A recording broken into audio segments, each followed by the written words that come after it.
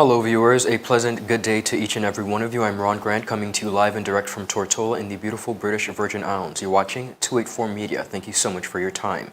The government of the Virgin Islands has successfully defeated a claim worth in excess of some $10 million from those behind a project to connect Miami and Tortola with direct flights titled The Project, following a 7-day arbitration in March 2021. Now, in an arbitration award handed down on May 13, 2021, the arbitrator rejected all claims made against the BVI government by BVI Airways, Inc. and Colchester Aviation, LLC. In particular, the arbitrator concluded the following. The government of the Virgin Islands properly performed all its obligations in relation to the project.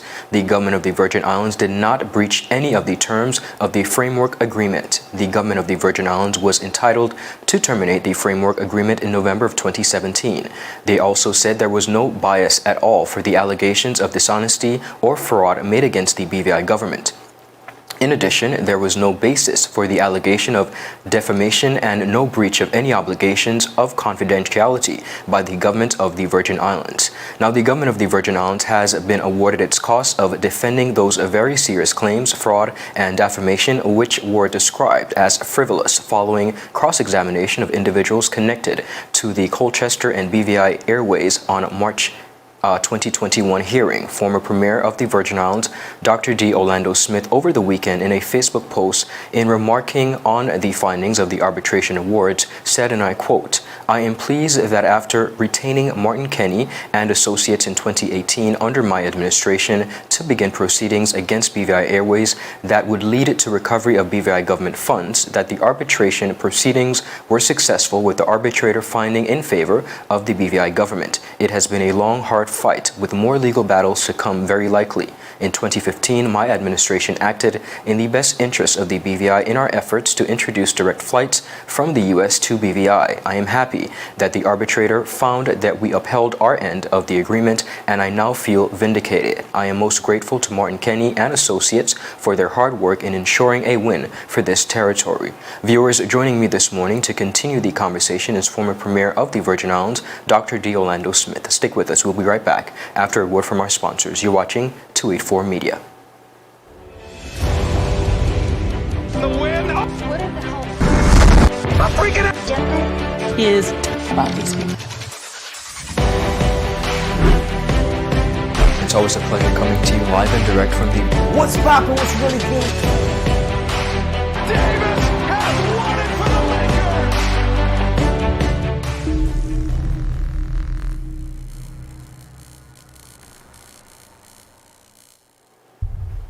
Viewers, welcome back. Dr. Orlando Smith, OBE, is the former Premier of the British Virgin Islands. He has also formerly served as Chief Minister of the British Virgin Islands from 2003 to 2007. He first won the office when his National Democratic Party won the 2003 general election, being the party's first victory at a general election in its history. Now, Dr. Smith, originally qualified as a physician specializing in obstetrics, was the territory's chief medical officer for many years, both before and after entering politics. He was first elected to the Legislative Council of the British Virgin Islands, now of course the House of Assembly, in 1999 as the head of the then newly formed National Democratic Party. In 2003, Smith led the NDP to victory. In 2007 general elections, Smith, along with one other member from his party, retained their seat, with Smith serving as leader of the opposition. In 2011 general elections, Smith and his NDP team won the overall majority, which was followed by a second successive victory in 2015 general election, becoming the only second politician in the territory to win 3 general elections as a party leader. He is the third longest serving head of government in the British Virgin Islands. In 2018, Dr. Smith retired from politics and returned to full-time practice at his medical center. Dr. Smith, good morning, sir, and welcome to 284 Media. Thank you so much for your time. Good morning. Thank you. Now, let's get right into it. Of course, we saw your comments on the arbitration awards over the weekend. Explain to us, what were you trying to achieve when entering into the agreement with BVI Airways?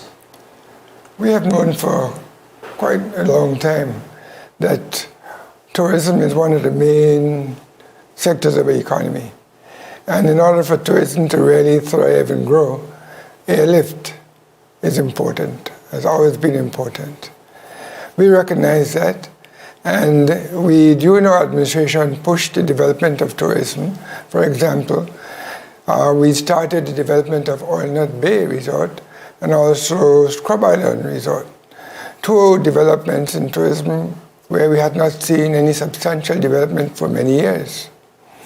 We also started the development and extension of the airport, but we recognized that the airport extension would take a considerable time, and we wanted to be sure that our tourism was really up and going as quickly as possible.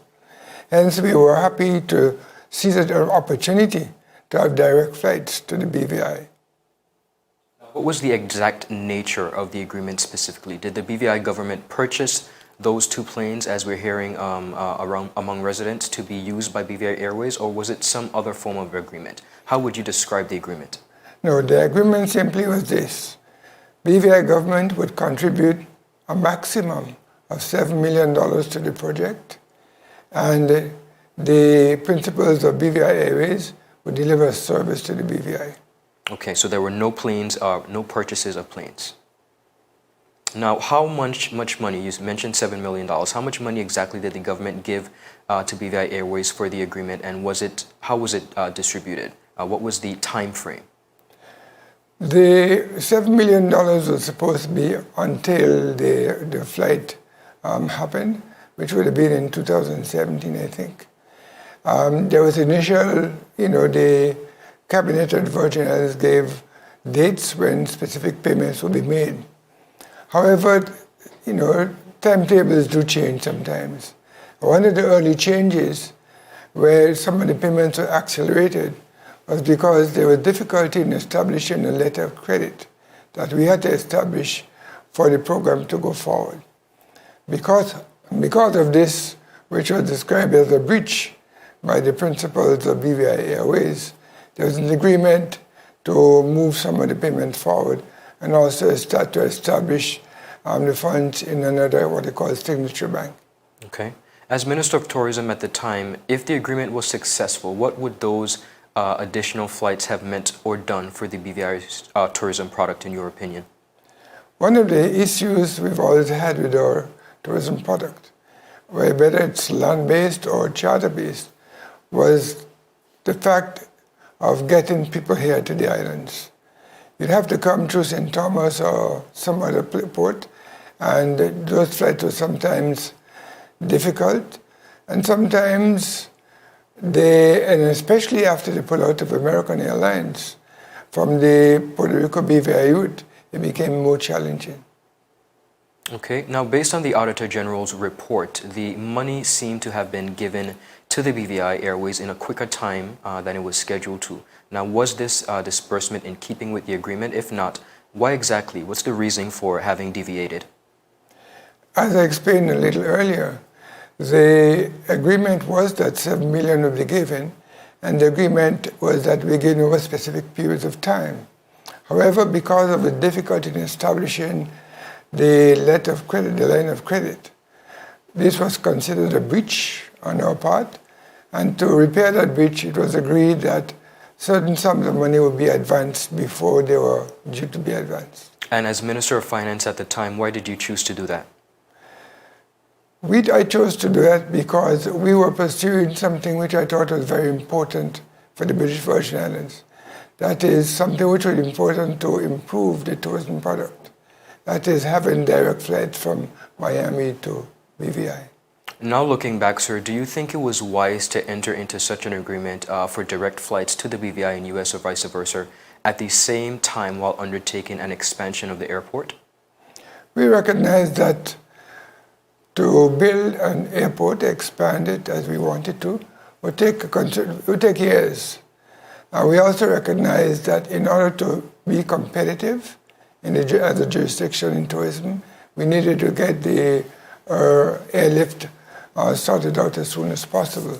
So we saw this direct flight from Miami to BVI as an interim step, so to speak, which would introduce an airline which would continue as well once the airport had been extended. Now, do you anticipate that this is the end of the matter or additional claims would be brought forward? And what would be the basis of any of those claims if they are? The arbitration process, which we happened just a few weeks ago, was binding. So as far as I can understand, binding means that no further claims should come from a BVI on this matter. Okay. In your recent comments, sir, you indicated that you feel vindicated. Tell us why. What I mean is that myself and my colleagues were very keen on developing our tourism product, as I mentioned earlier, and hence we entered into this agreement. Because the side of BVIAs were not fulfilled, and we did not get the flight that we wanted. This was a bit of an issue. And therefore, we were able to challenge them.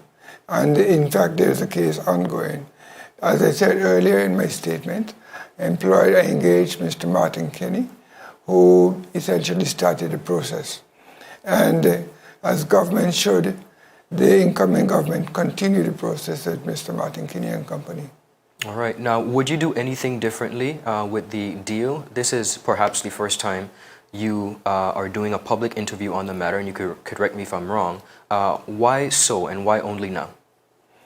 I think what we were doing was important.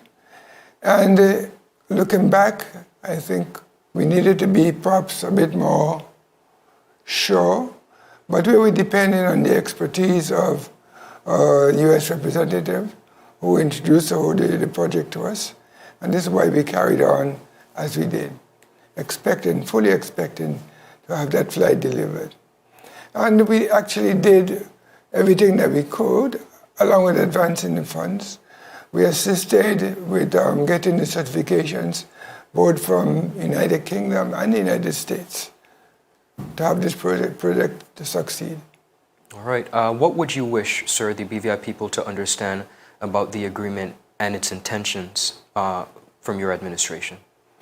As I've been saying earlier, I want everybody to understand that what we were doing was something that we considered important to the economy of the British Virgin Islands.